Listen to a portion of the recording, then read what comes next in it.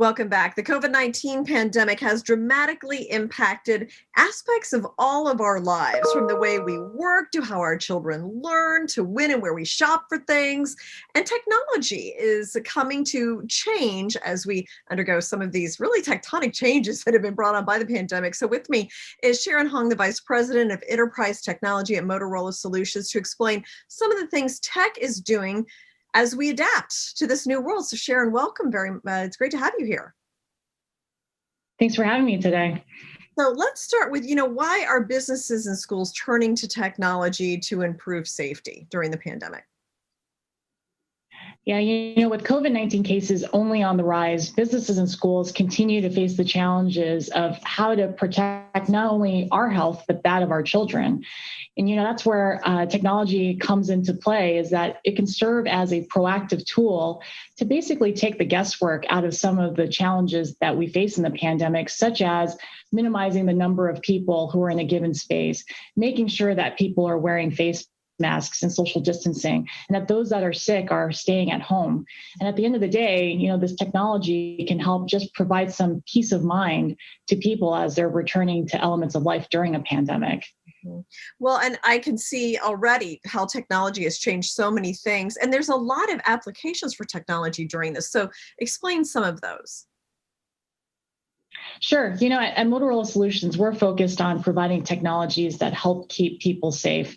And so a lot of the solutions that we're talking about here leverage a combination of video, analytics, and automatic alerting to make sure that those who are responsible for our safety are getting the information they need in a timely manner. For example, cameras can detect whether people are social distancing or whether they're wearing face masks, and then automatically alert those who are responsible for our safety when those policies aren't being adhered to.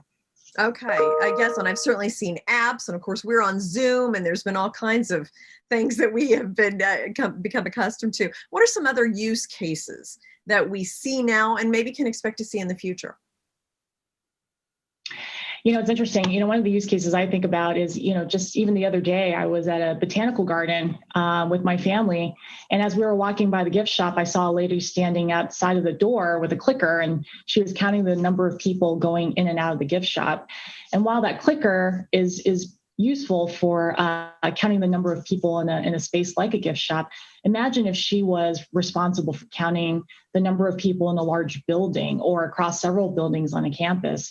And in this case, placing cameras at the entrances and exits of buildings, these cameras can automatically detect how many people are in a given space and report those numbers in real time and help us proactively avoid overcrowding.